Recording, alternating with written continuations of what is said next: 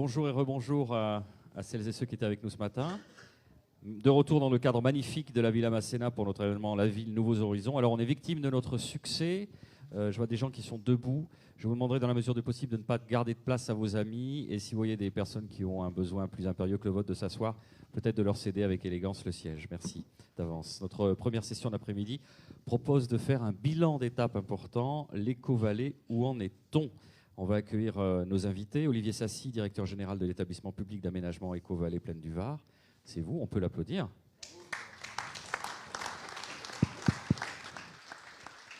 Jean-Pierre Savarino est président de la CCI Nice-Côte d'Azur. Serge Castel est directeur de la direction départementale des territoires et de la mer des Alpes-Maritimes. La personne qui va interagir avec eux et les passer à la question, c'est Étienne Gernel, le directeur du Point, qu'on peut applaudir aussi. Et je vous prie d'excuser quelques instants monsieur le maire qui nous rejoindra sans doute en cours de route. C'est à vous, Étienne. Bien, merci. Ça marche, ça? Ouais, ça marche, c'est impeccable. Merci, Boris. Alors, Éco-Vallée, moi, je ne suis pas le mieux placé pour en parler parce qu'on va avoir 4 personnes qui connaissent extrêmement bien le sujet. Je voudrais dire, nous, combien on est ravis et fiers de nous intéresser à ce sujet-là parce que ça, ce sont des choses concrètes. On nous reproche souvent, nous, journalistes, de ne parler que des trains qui arrivent en retard, de ne s'intéresser du sujet futile. Voilà un sujet de fond, un vrai. Et donc on est absolument ravis d'être là parmi vous et d'entendre ce que vous avez à dire et de l'entendre de manière précise et concrète. Et puis j'ajouterais une chose, c'est que c'est un projet de 30 ans. Un projet de 30 ans, c'est mieux qu'un ami de 30 ans, comme dirait Jacques Chirac, qui parlait de baladure. C'est assez rare aujourd'hui le long terme dans l'action publique. On dit, c'est souvent d'ailleurs même un problème. Les mandats sont courts. Et parfois il y a des alternances, etc. Et c'est très difficile d'arriver au bout de projets aussi longs, aussi durables. Les Chinois le font.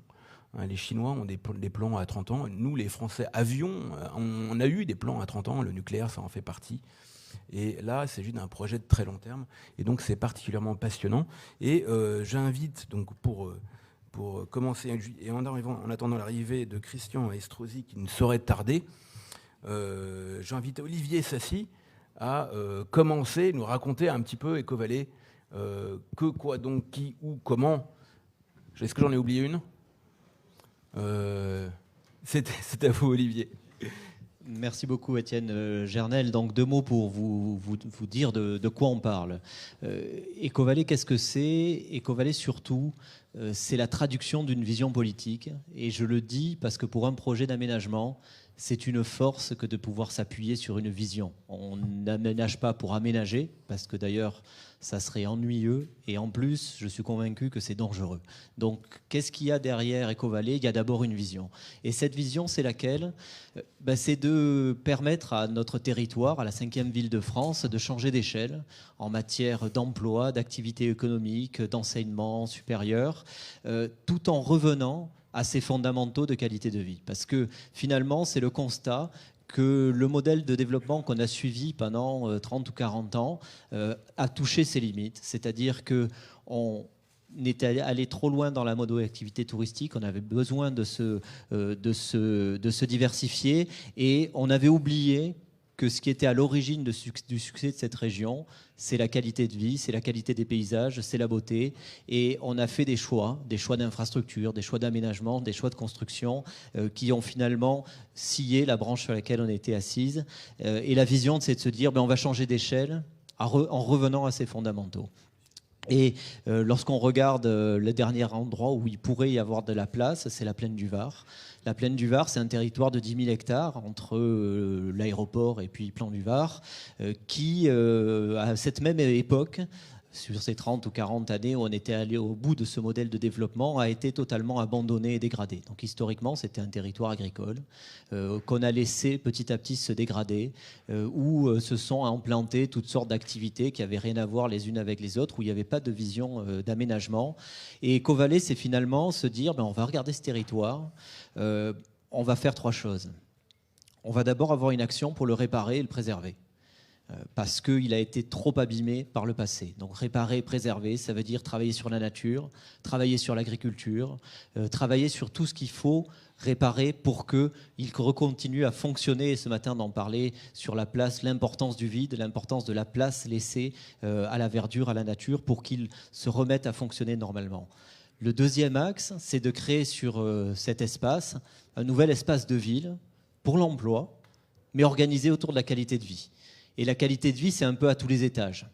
La qualité des espaces publics, la qualité du transport. Vous avez pu observer que le tramway est arrivé avant même que les premiers projets soient développés. La qualité de l'architecture, la qualité des programmes. On parlait ce matin d'arriver à faire des appartements un peu plus vastes qu'ailleurs, d'arriver à avoir des bureaux pour les entreprises qui changent un petit peu de ce qu'on voit habituellement, qu'il y ait des espaces extérieurs, dans la qualité de tout ça, la qualité de la verdure, la régénération avec un parc de 20 hectares où on va transformer des terres aujourd'hui dégradées et en les remettant dans de la nature. Et donc, toute cette vision de se dire, on crée un bout de ville pour l'emploi et organisé autour de la qualité de vie. Et troisième axe, c'est un peu ce qui nous oblige, c'est-à-dire que Étienne Jarnel le disait, c'est un projet pour 30 ans. Sauf que si on vous dit ça sera bien dans 30 ans, vous allez vite perdre espoir. Et le but, c'est d'arriver à court terme, à horizon 1 ou 2 ans, c'est un petit peu les chantiers que vous voyez quand vous allez devant l'aéroport, d'arriver à finir quelque chose.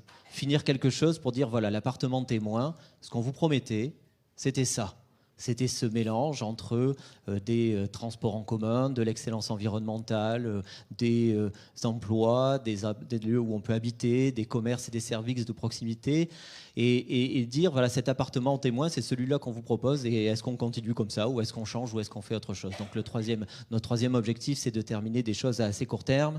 Et je me souviens de ce que Jean Nouvel disait ce matin, la ville et l'architecture, c'est une histoire d'amour et d'ambition. Donc c'est exactement ce qu'on essaie de mettre dans ces projets. Alors on vous parle beaucoup de bâtiments, d'infrastructures, parce que c'est notre métier, mais notre réussite, c'est pas ça. Notre réussite, c'est que la vie prenne, qu'on voit des gens, et moi, mon plus grand plaisir quand je vois une rue qu'on vient de réaliser, c'est qu'en 2 jours après, je vois des gens qui viennent là, des mamans avec des enfants, des poussettes, et c'est ça le but, c'est que la vie prenne et qu'on voit se développer un petit peu cette finesse et cette sensibilité dans tous ces projets. Merci infiniment, on peut l'applaudir. Hein, J'ai une petite question. Parler des rues, du plaisir que vous avez à croiser des gens. Alors moi j'ai une question qui est culturelle. L'Éco-Vallée, la culture de la vie là-bas, vous trouvez que c'est une culture niçoise ou c'est une culture niçoise un peu différente, un peu hybride, Qu'est-ce qui se développe comme culture dans cet endroit qui se modifie, qui est d'ailleurs une nature hybride, c'est même son principe. Est-ce que vous sentez les gens, ils sont des Niçois ou c'est des gens qui viennent d'ailleurs? Et comment ils se vivent, eux? C'est la question, à mon sens, essentielle. C'est-à-dire que c'est un territoire, pour vous qui êtes niçois et pour beaucoup d'entre nous, qu'on ne regardait pas jusqu'à présent avec des yeux très favorables. C'est le lieu où se sont entassés les casses automobiles, les centres commerciaux dégradés. Et un de nos grands défis, c'est justement que ce territoire devienne une part de Nice. Et une part de Nice, ça veut dire que les Niçois aient envie d'y aller, qu'il y ait une vie qui se développe. Et effectivement, parmi les gens qui s'implantent là, ce sont avant tout des Niçois. Et qu'on arrive à y bâtir quelque chose, et je reviens aussi à ce qu'il disait ce matin en matière d'architecture, où on retrouve une identité. On n'est pas en train de bâtir dans l'Éco-Vallée comme on bâtirait à Sydney, à New York, à Paris ou ailleurs. L'enjeu, c'est qu'il y ait une identité, qu'il y ait un style, qu'il y ait une identité qui soit liée à ce territoire, à notre culture et à Nice. Merci infiniment, merci, c'est absolument passionnant, on y reviendra. Bravo. J'invite maintenant Jean-Pierre Savarino, le patron de la CCI de la métropole Nice-Côte d'Azur. On m'entend ou pas? Ah, monsieur le maire arrive, il est là. Mesdames et messieurs, Christian Estrosi. Ça va? Bienvenue, monsieur le maire. Il est là, il est arrivé. Asseyez-vous, je vous en prie. Et on était cher Christian, d'abord merci de présence ici, c'est un plaisir toujours et renouvelé, vous le savez très bien, c'est une longue histoire. Et on était en train de donner la parole à Jean-Pierre Savarino, le patron de la CCI, qui allait nous raconter un peu sa vision d'Ecovalley, notamment en termes d'économie, d'industrie, d'emploi. C'est à vous. Merci. Je vais non seulement vous raconter, mais je vais vous donner des éléments qui relèvent d'une étude qui a été réalisée à la demande de la métropole sur l'évolution de l'emploi et de la dynamique d'implantation des entreprises. Cette étude, elle a été positionnée entre 2007 et 2017. Donc j'ai pris quelques notes quand même parce que je ne voudrais pas vous donner des mauvais chiffres, donc je vais me permettre de lire mes notes. Donc en 2017, on recense, à fin 2017, on recensait 7 877 établissements sur Ecovalley. Et si on fait, je dirais, la croissance sur les 10 années, on s'en rend compte que c'est une croissance de plus de 23%. Alors ces chiffres, ils montrent d'une part que cette opération, c'est un moteur pour le développement de la métropole, du département, bien sûr, et de la région. Ça affiche une progression, sachant que en dehors de cette métropole, on affiche plutôt une croissance de 20%, alors que sur cette portion, je dirais, d'Ecovalley, c'est 23%. La croissance, elle est d'ailleurs globalement répartie sur l'ensemble du territoire de l'OIN. La distribution sectorielle de ces établissements en 2017 est semblable à celle du département. On a une part légèrement plus importante de l'industrie et de la construction sur Ecovalley. Si on regarde l'évolution concernant un secteur d'activité sur 10 ans, on constate qu'une servicialisation accélérée de la plaine du Var, on a 49% des établissements en 2007 et en 2017, on a 54%. Donc une progression extrêmement importante.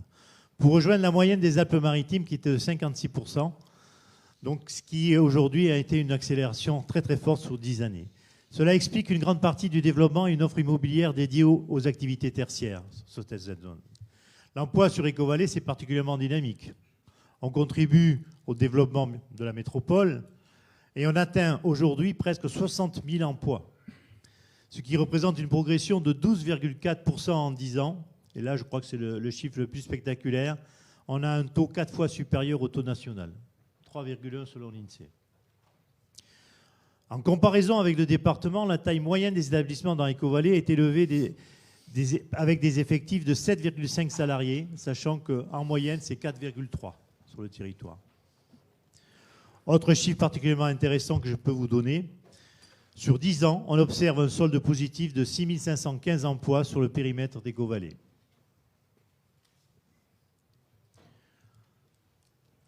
Et concernant un chiffre qui est négatif, je dirais, c'est-à-dire le recul de l'emploi industriel sur notre territoire, on s'aperçoit que sur les Alpes-Maritimes, dans leur totalité, sur 10 ans, on est à moins 6,6%, alors que sur les Ecovalley, on a un retrait uniquement de moins 4%.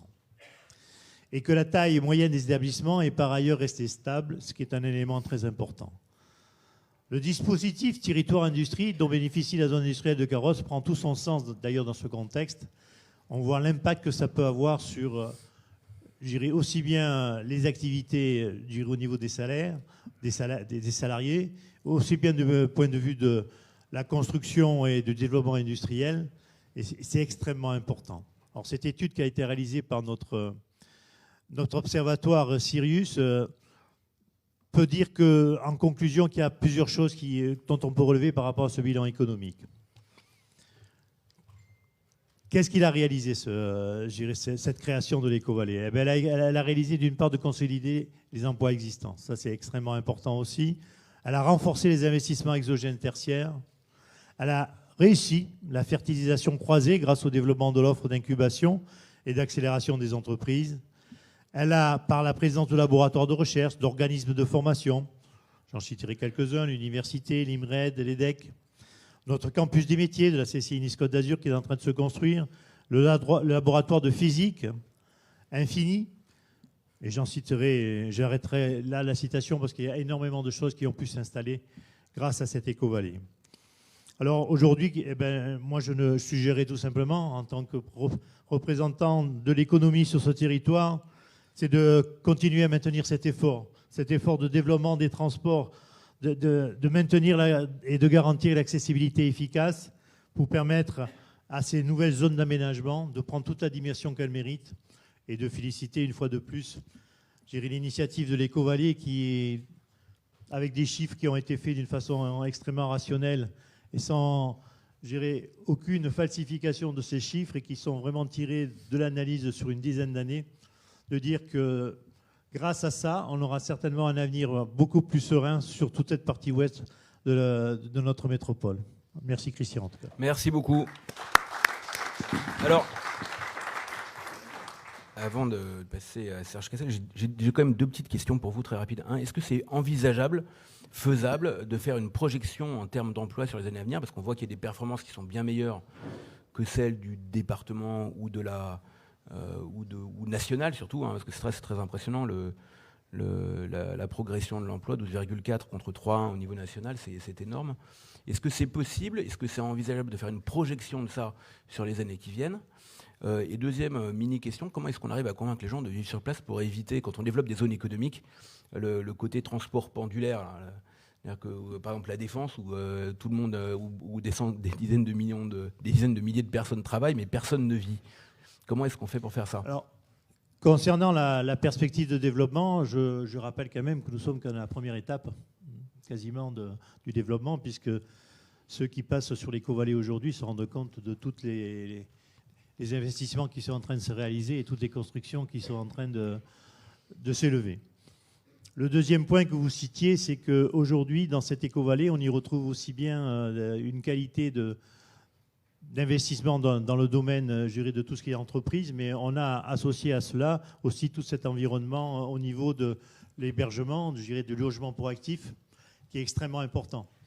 Ce qui permet d'une part d'éviter ce que vous disiez tout à l'heure, des échanges beaucoup trop fréquents en termes de transport, en termes de mobilité, et qu'on retrouve sur cette Éco-Vallée la capacité de pouvoir en même temps y loger, en même temps y travailler et en même temps participer au développement, je dirais, de cette métropole et de ce territoire.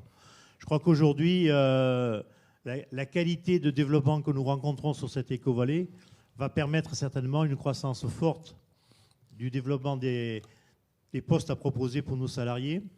Certainement, de nouvelles entreprises aujourd'hui vont venir s'installer et dans les nouvelles technologies, c'est une recherche fondamentale que nous avons. Nous avons la chance sur ce territoire d'avoir deux grands éléments. Nous avons Sophia Antipolis et nous avons l'Éco-Vallée. Donc c'est deux outils d'attractivité extrêmement importants pour ce territoire. Et nous avons, enfin les collectivités ont pensé, et je dirais dans cette création justement, la possibilité d'installer aussi les salariés, d'installer les actifs en même temps que d'installer les entreprises. Et ça, c'est un petit peu nouveau, je pense, dans la démarche. Oui. On a vu le manque sur Sophia Antipolis en termes de logement et d'actifs. Je ne pense pas que ce sera le cas sur Éco-Vallée, puisque là, c'est prévu en parallèle. On apprend, c'est ça. Oui, c'est l'apprentissage vient par là. Non, mais c'est absolument passionnant. Merci beaucoup. J'étais en particulier intéressé par vos chiffres sur l'emploi industriel, parce que comme chacun sait, c'est une vraie tragédie nationale. Et Christian Estrosi, qui a été ministre du sujet, le connaît mieux que moi. On va passer, merci infiniment, bravo. Et je vous propose que Serge Castel, je propose à Serge Castel de prendre la parole et de nous raconter sa vision à lui de l'Éco-Vallée, la manière dont elle s'insère dans le territoire. Alors, pour la vision de l'État, je représente Monsieur le Préfet, je dirige la direction départementale des territoires et de la mer, qui est plutôt chargée, on va dire, de l'accompagnement et de l'aménagement du territoire. Sur le secteur, plus particulièrement de l'Éco-Vallée, il s'avère que le préfet doit insuffler, comme dans tout le département des Alpes-Maritimes, bien sûr, l'ensemble des politiques publiques. Le préfet a également un rôle régalien. Sauf que sur le territoire de l'Éco-Vallée, tout particulièrement, nous sommes, nous, État, dans une posture d'accompagnement du porteur de projet, donc de l'EPA, de façon à ce que les politiques publiques, et ce matin ça a été dit, se mettent en œuvre pas l'une contre l'autre, mais en les additionnant les unes aux autres. Et c'est le fameux « et » de ce matin dans le débat. Et nous regardons comment elles peuvent être conciliées. Pourquoi ? Parce que ce que vous avez dit les uns et les autres depuis tout à l'heure, c'est qu'on s'aperçoit qu'on est au cœur d'un besoin en termes de déplacement de transport, on est au cœur d'activités, de logement, mais également au cœur d'un secteur qui est impacté naturellement, c'est par rapport à l'environnement et au risque. Donc tout cela fait, et c'est là que je vois le côté vertueux un petit peu d'avoir un projet qui se déroule sur 30 ans, qui permet d'avoir une réflexion amont et de l'accompagner au fil de l'eau, de façon à ce qu'on concilie toutes ces politiques publiques et toujours en allant vers le meilleur. Donc c'est-à-dire que ce qu'on peut dire au travers du projet, moi ça fait 4 ans que je suis dans les Alpes-Maritimes, ce projet se développe parallèlement à un plume au PLU métropolitain qui vient d'être adopté le 25 octobre 2019 par la métropole. Et là-dedans, dans cette procédure, nous avons à la fois été regardant au niveau de l'État, que ce soit au niveau de l'État local ou régional, par rapport à ce qu'on appelle à la préservation des aspects environnementaux, et ça c'est fondamental, et on voit très bien qu'aujourd'hui on est obligé de prendre les effets cumulés de tous les projets, et c'est ce qui a été fait dans l'Éco-Vallée et qui continue à l'être fait et qui va le faire encore pendant une vingtaine d'années, premièrement. Il y a le risque, et là l'actualité nous le rappelle, et de ce point de vue, contrairement aux idées reçues, bon, ce week-end je ne pense pas qu'il y ait eu trop de dégâts sur le secteur de l'Éco-Vallée. L'Éco-Vallée est couverte par un PPRI, un plan de prévention de risque inondation, dans lequel il y a également une procédure d'analyse pour chacun des projets au niveau des schémas hydrauliques d'aménagement d'ensemble qui vérifie bien qu'on est toujours en réduction de vulnérabilité par rapport au risque et à la situation actuelle. Et in fine, nous avons également, par rapport à l'évolution des textes, un décret qui est paru en juillet 2019 qui nous permet effectivement d'envisager à l'arrière et des digues qui font l'objet d'une autorisation d'endiguement et qui donc vont être effectives dès le 31/12/2019, qui permet donc de développer toujours à l'arrière de ces digues un projet vertueux au niveau environnemental, mais également respectueux des risques. Donc voilà où nous en sommes aujourd'hui, et nous sommes au quotidien, je pense, Olivier Sassi peut en témoigner au contact, parce que bien entendu, dès lors qu'on développe l'Éco-Vallée, et qu'on amène un projet supplémentaire, nous regardons bien entendu que toutes ces contraintes sont bien respectées et s'enchaînent bien les unes aux autres. Merci infiniment. J'ai 2 petites questions rapides. D'abord sur le risque sismique. Effectivement. Allez-y, puis après je poursuivrai. Oui, excusez-moi, je peux peut-être anticiper, mais ce que je veux dire, c'est qu'effectivement, Nice et le secteur de Nice est un secteur particulièrement exposé au risque sismique. C'est le niveau 4, donc c'est le secteur le plus exposé au niveau métropolitain, et qui plus est, il y a des enjeux puisque c'est une ville, c'est une métropole à 600 000 habitants. Et donc, il y a un plan de prévention de risque sismique qui a été approuvé donc, en début d'année 2019, et qui plus est, toutes les constructions qui se font sur l'Éco-Vallée, donc toutes les constructions neuves, font l'objet de contrôles amont par rapport à la réglementation sismique, ce qu'on appelle de dernière génération. Deuxième question, qu'en est-il de l'évolution de l'évaluation des risques? Je m'explique, le changement climatique qui est décrit assez précisément dans un certain nombre de rapports du GIEC dit que la fréquence des phénomènes climatiques extrêmes est appelée à augmenter, que leur ampleur aussi est probablement appelée à augmenter, et que donc le niveau de risque actuel risque de monter. Voilà, alors qu'on peut prendre des mesures par rapport au risque actuel et diminuer, vous avez parlé de vulnérabilité, diminuer la vulnérabilité du territoire.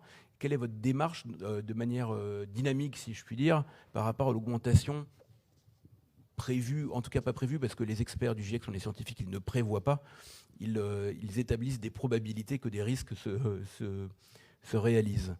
Alors malheureusement, le département des Alpes-Maritimes est effectivement le secteur de l'Éco-Vallée et le secteur métropolitain le plus exposé aux risques naturels majeurs. Je crois que le seul qui n'y sont pas, c'est le volcanisme et le cyclonique.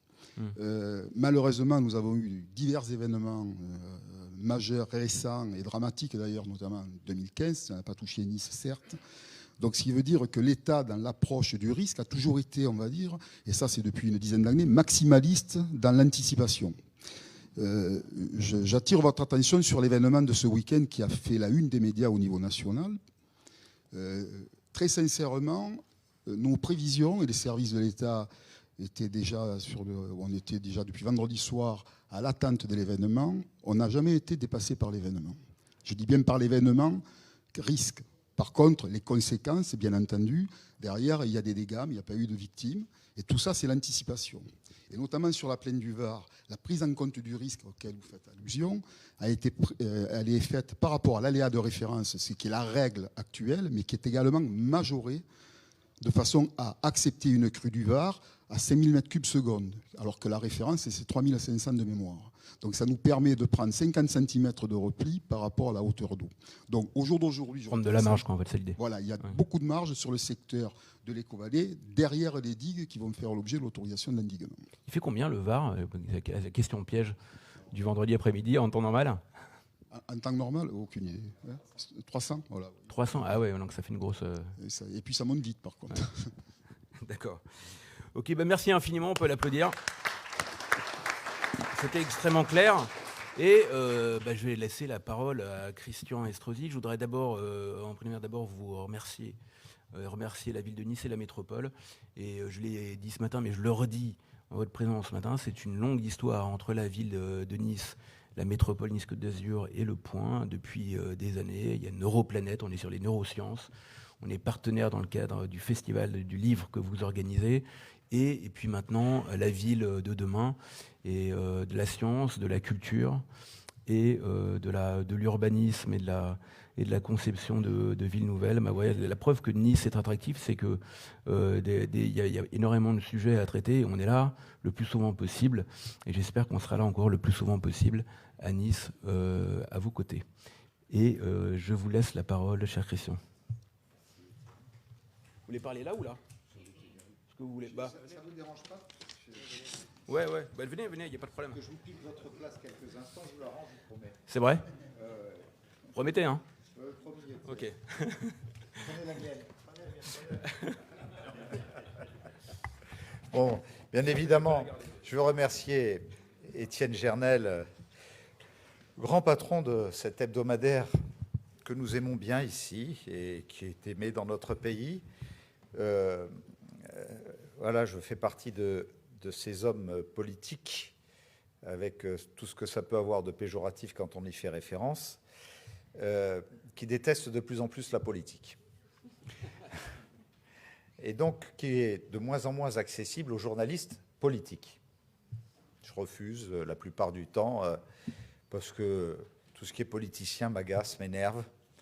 On en parle souvent avec mon ami Jean-Jacques Ayagon, qui n'est pas loin de partager les mêmes sentiments que les miens.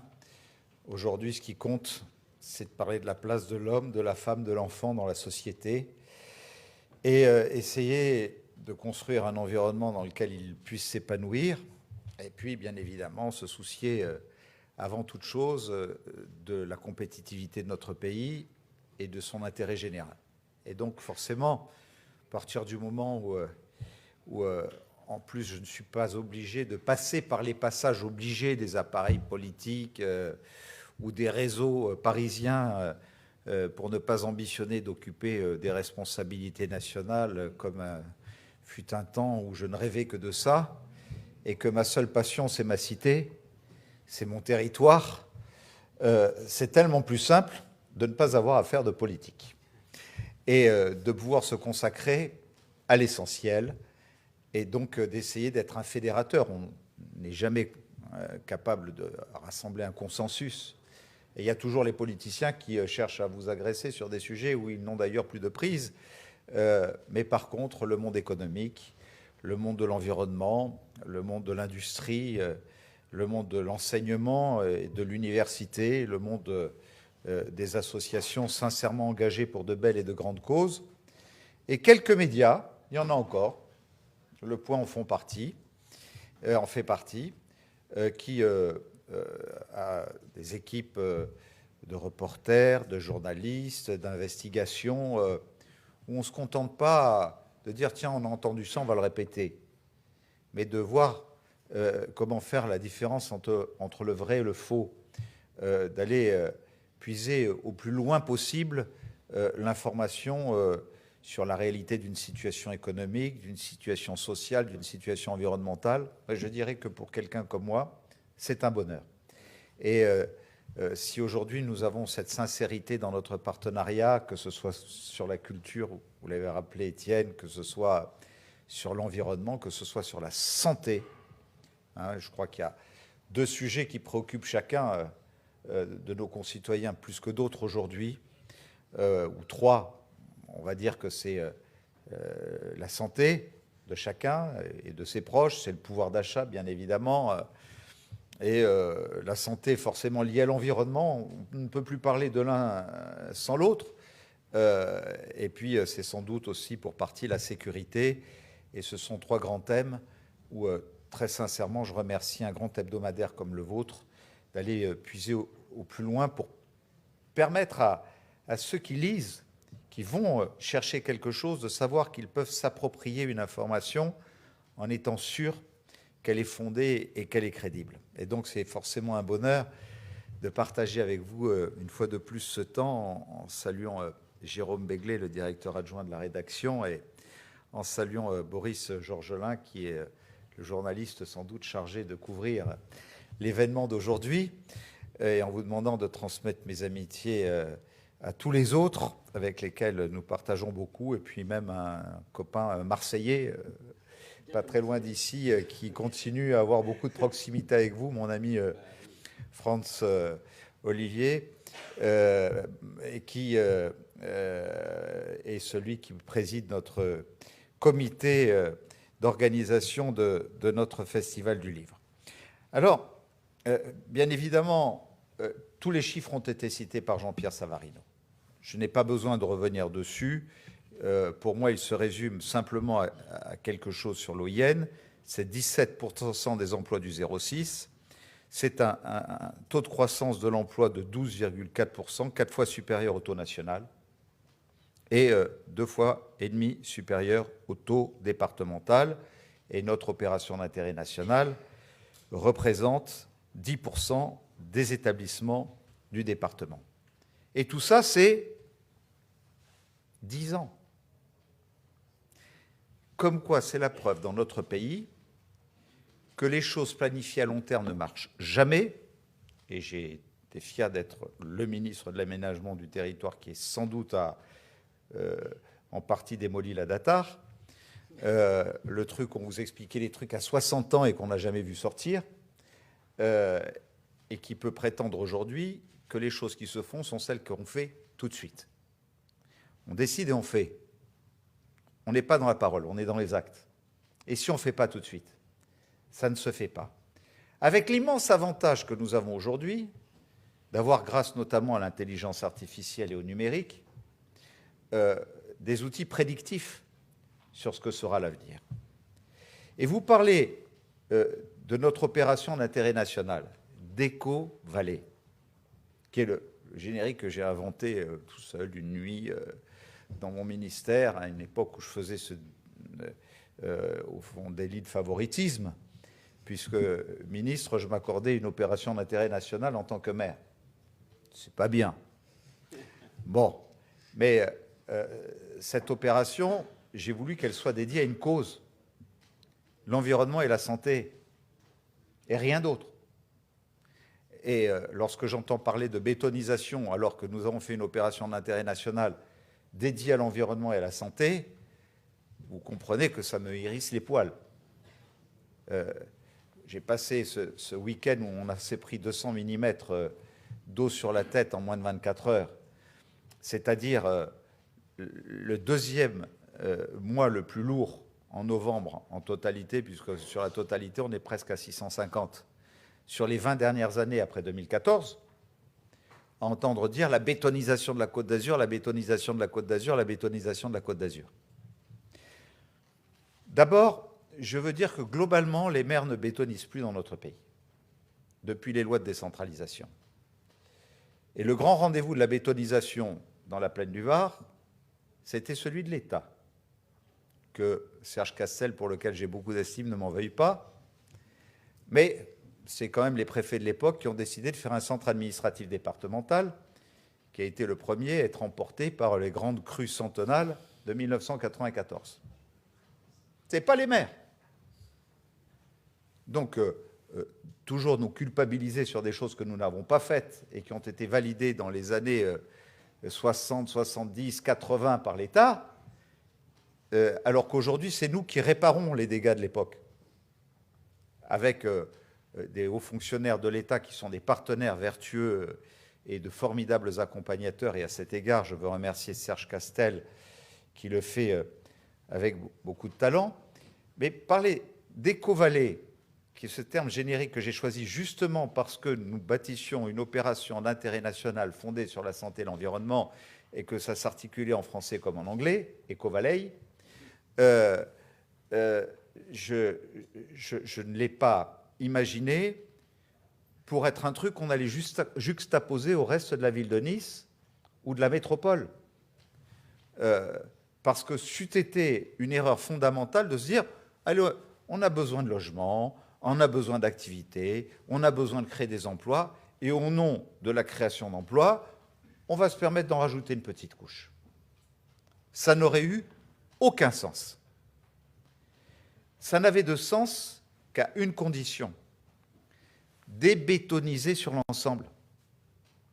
Ce n'est pas une opération de bétonisation, EcoValley, c'est une opération de débétonisation. Tout simplement. Et qu'on vienne m'expliquer que d'avoir démoli sur cet espace 80% de ce que nous réaménageons de manière structurée aujourd'hui, qui ont été laissés aménager sans droit ni titre pendant des décennies, des casses automobiles, des hangars industriels. Il n'y avait pas de plan d'occupation des sols, il n'y avait rien, et on laissait tout faire.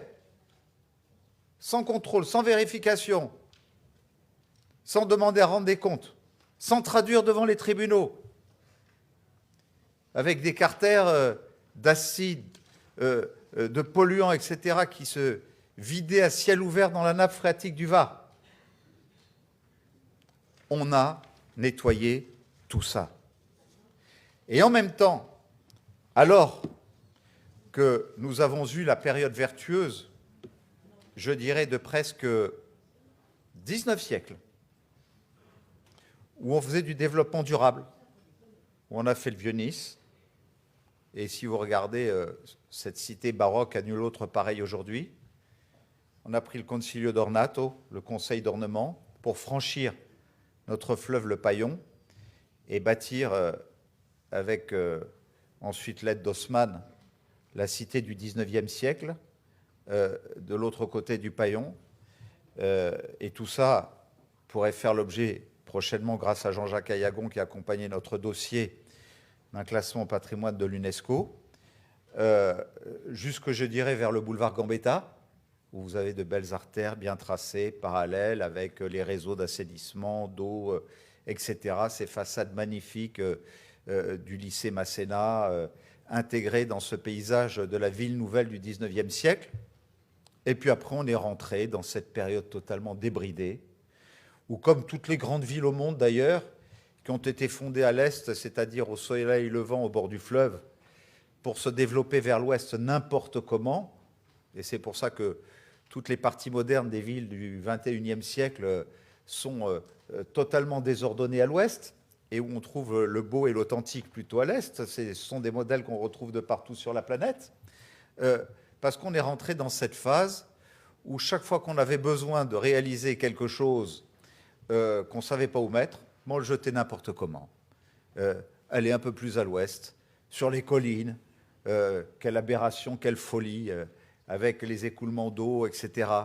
Et tout ça, ça a été cette période, je dirais, entre 1920-1930 et jusqu'au début des années 80, où nous avons été confrontés à cela, et je dirais même un peu plus tard, puisqu'il a fallu que j'arrive pour mettre un terme à la constructibilité d'une grande partie des collines niçoises, dont j'ai estimé qu'il était temps de les protéger. Donc, on a engagé un travail de réforme, où d'abord, nous avons voulu restituer au cœur de la ville ancienne ce qui avait été conquis par la fin du XXe. Exemple, moi j'adore tous ceux qui aujourd'hui parlent d'écologie et qui sont des ayatollahs qui en réalité ont combattu tout ce qui pouvait servir les grandes causes de l'écologie. On a construit il y a 40 ans de ça une gare routière sur 10 hectares, sur notre fleuve. Moi j'ai mes rêves d'enfant où je suis accoudé au balustre sur la rive droite du Paillon pour regarder la vieille ville et accoudé sur les balustres de la rive gauche pour regarder la ville nouvelle du XIXe siècle Et puis un jour, on m'a enlevé tout ça avec ce mur de la honte. Et je me suis dit, mais c'est pas possible. Ce qui m'a permis de dire d'ailleurs à un de vos confrères de la Gazette des Communes qui venait me voir il y a quelque temps en me disant est-ce que vous pouvez m'expliquer comment un maire, avec la réduction des dotations globales de fonctionnement, peut encore investir au niveau où vous avez investi ces dernières années à Nice? Je dis, monsieur, je ne vais pas répondre directement à votre question. Je ne suis pas un maire. Je suis le maire de Nice. Non pas avec arrogance, mais je suis le maire de Nice qui est né à Nice, qui a été éduqué par des Niçois, qui a grandi dans chaque quartier de cette ville et qui a la nostalgie de tout ce qu'on lui a fait disparaître de son paysage et en même temps du mal qu'on a fait à sa ville.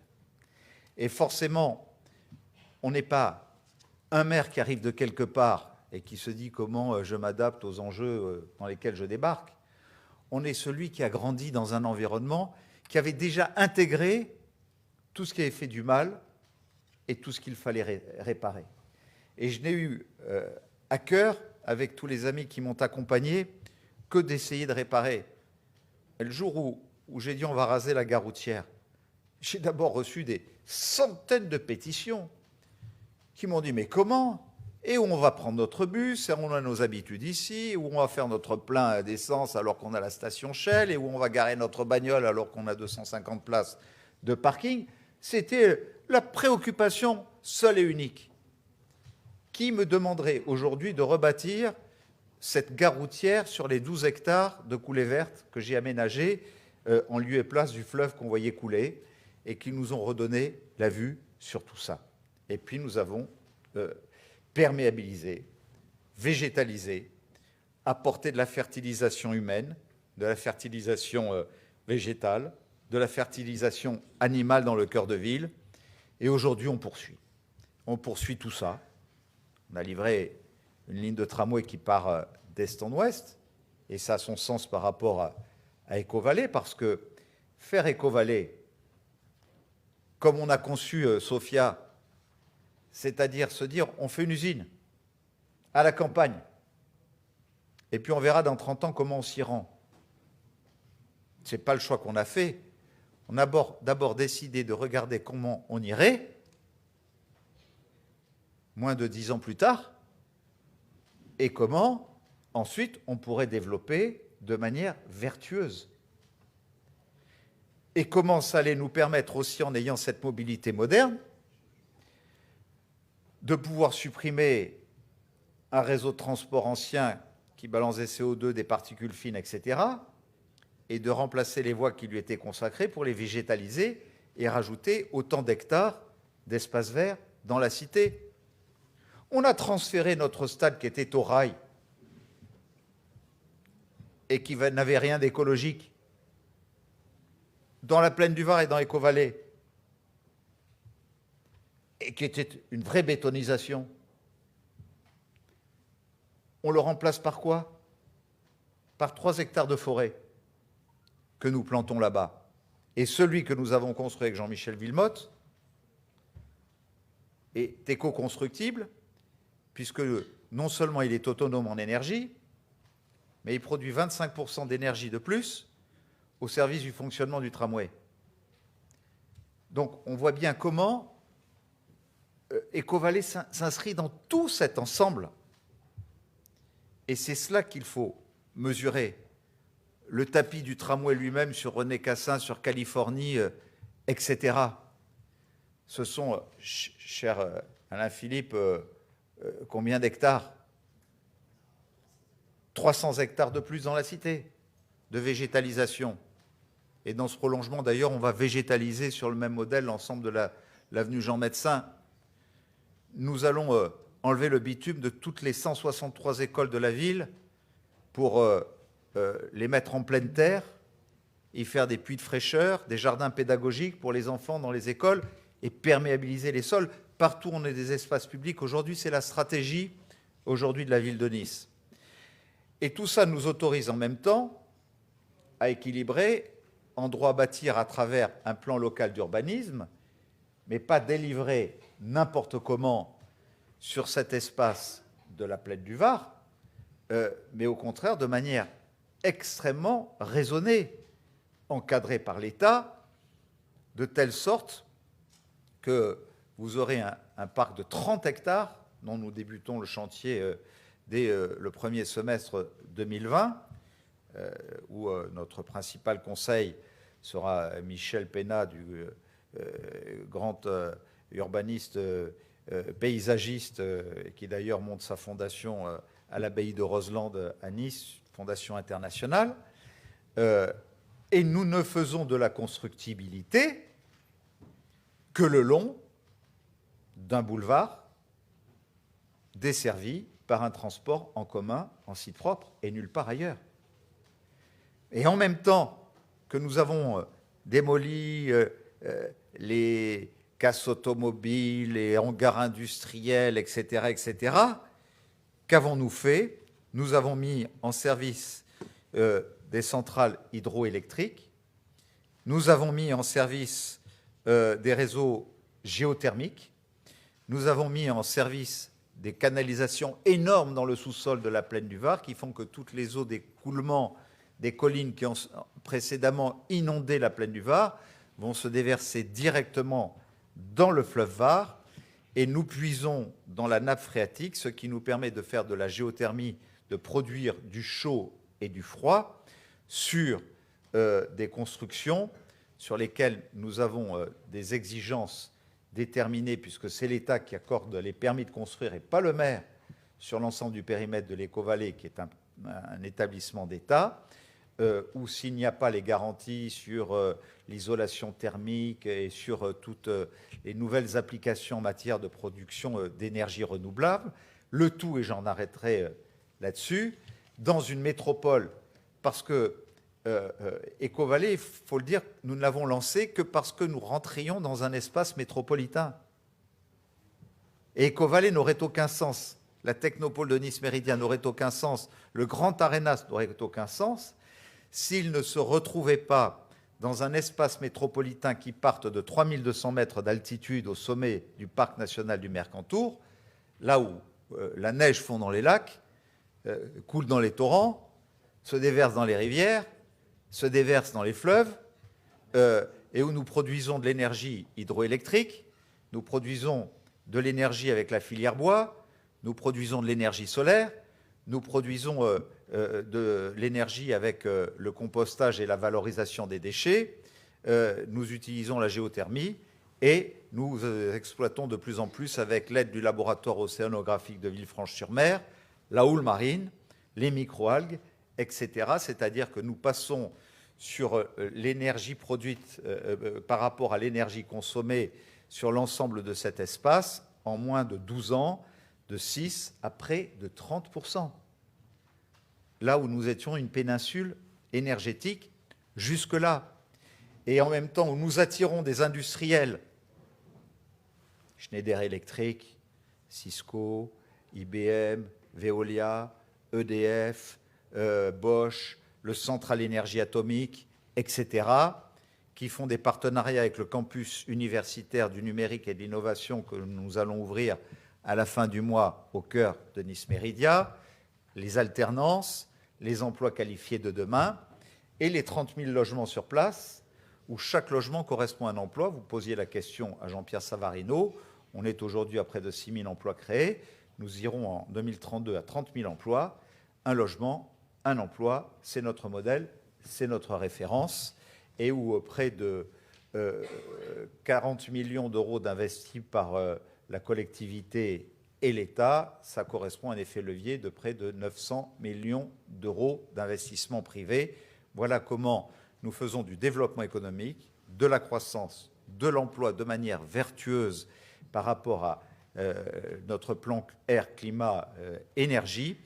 Donc voilà, je ne voulais pas qu'on ait un regard par le petit bout de la lorgnette sur la technopole de Nice Méridien ou sur l'opération d'intérêt national. Je voulais vraiment vous faire mesurer que ça s'inscrivait dans un paysage global.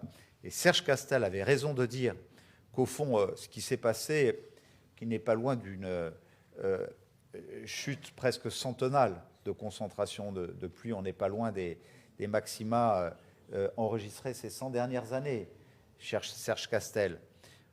C'était le premier gros incident d'alerte rouge inondation qui était lancé sur le département des Alpes-Maritimes et où nous observons que tous les aménagements que nous avons réalisés dans le cadre du PPR sur la récupération des eaux collinaires, etc., a été sur cet espace-là sans conséquences. On a des conséquences de coulées de boue, etc., sur les collines, et malheureusement, on est un secteur collinaire qui sera toujours fragilisé et auquel il faudra malgré tout apporter des réponses. Mais sur cet espace-là, qui était censé être le plus menacé, presque de tout le sud-est, aujourd'hui, grâce à tout ça, en même temps, nous avons pu le mettre sur un cycle de préservation qui peut garantir à tous ceux qui veulent s'installer ici, qui sont attirés par des investissements lourds.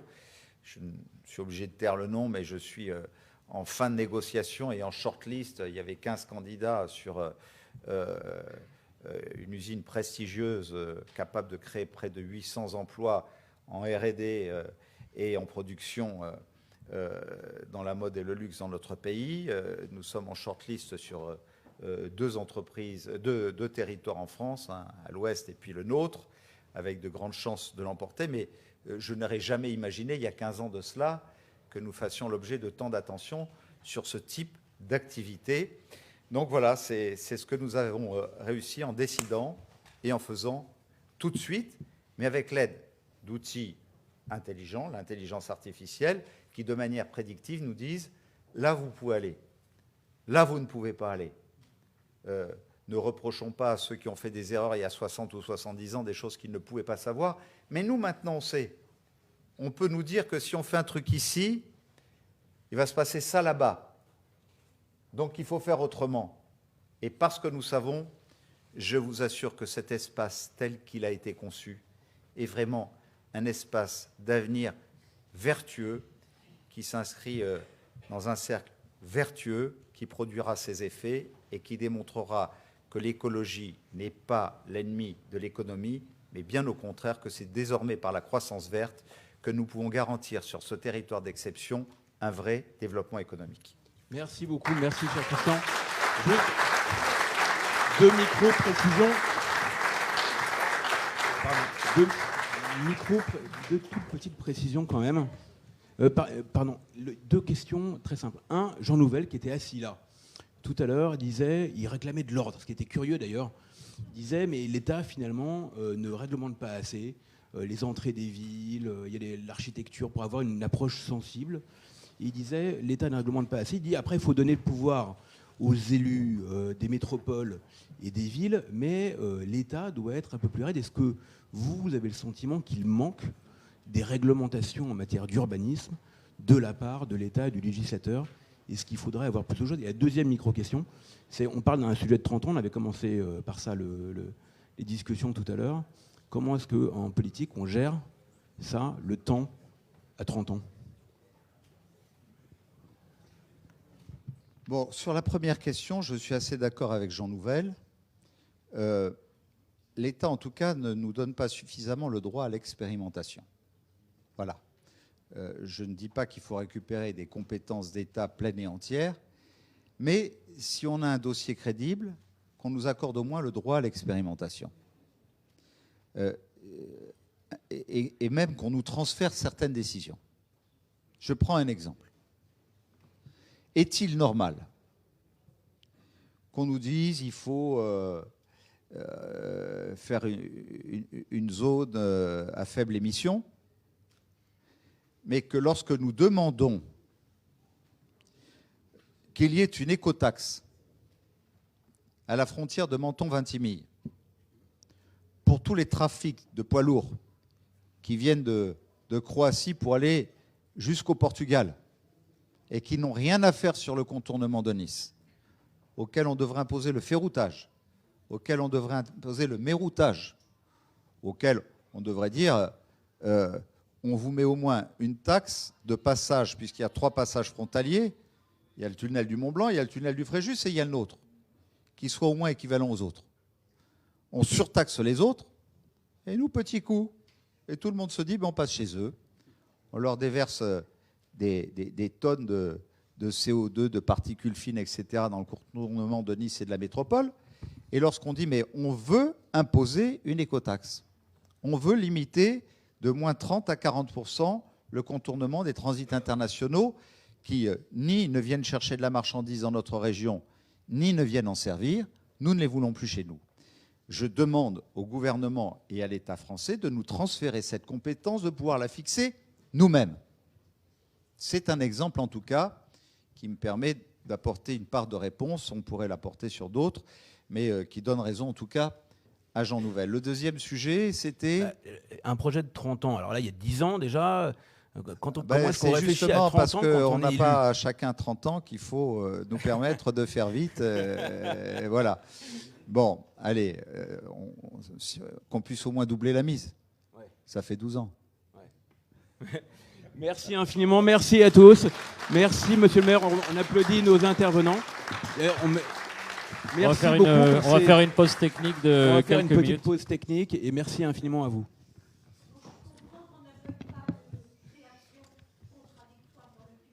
Pardon madame, en fait elle est juste en retard en fait.